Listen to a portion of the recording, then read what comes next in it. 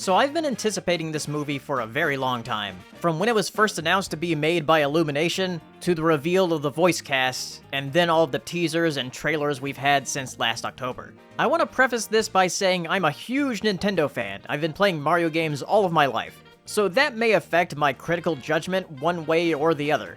Also, I'm not going to go into any major spoilers in this review, at least nothing that hasn't already been shown in the trailers. And if you like my movie reviews, please like the video. Now let's get into it. So the basic premise is that Mario and Luigi are warped into the Mushroom Kingdom, they're separated, and then Mario has to go save Luigi.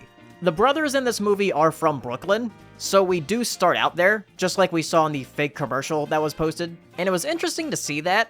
It is a bit jarring, but I got used to it. It reminded me a little bit of New Donk City, but like without the realistic humans. But the vast majority of the movie is in the other world with the Mushroom Kingdom and the other lands like the Kong Kingdom.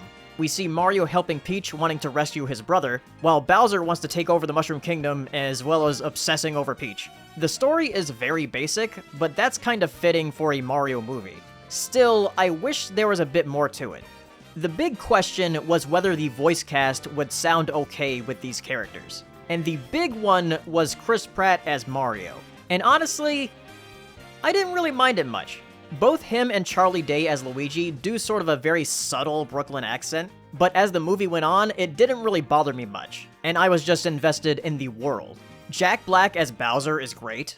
There's a lot of both threatening and silly energy with Bowser. I was wondering which angle they were going to go with him, since Bowser has come across as both before, and he makes for a very fun villain in this. Seth Rogen as Donkey Kong just kind of works, especially with Mario. I wasn't expecting them to actually make Mario and Donkey Kong seem like rivals in the movie, but that totally makes sense. Both Toad and Peach sound fine. There's nothing that really stood out about them as far as their voices go. They do pitch up Keegan-Michael Key's voice for Toad, so he sounds like a Toad. And Anya Taylor-Joy does give a bit more character to Peach, and the interactions with Mario are pretty cute. Other minor characters like Cranky Kong I think was okay. Fred Armisen wasn't cranky enough to me, honestly. However, Kamek I think was perfect. Kevin Michael Richardson has incredible range.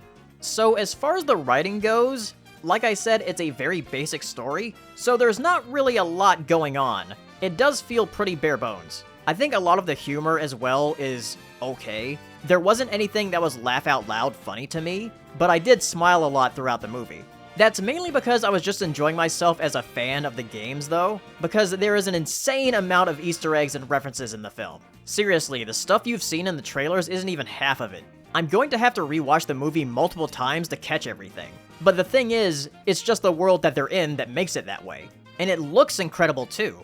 I've said it before, but this is by far Illumination's best looking movie. At times I was forgetting that I was watching an Illumination movie.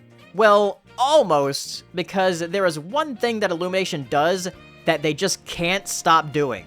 And it frustrates me so much, because everything else about this next aspect is so good. And that's the fact that Illumination always has to add in pop songs where they just weren't necessary. There's far too many of them at just random times in the movie. It's probably a lot less than other Illumination movies, but it still felt incredibly unnecessary.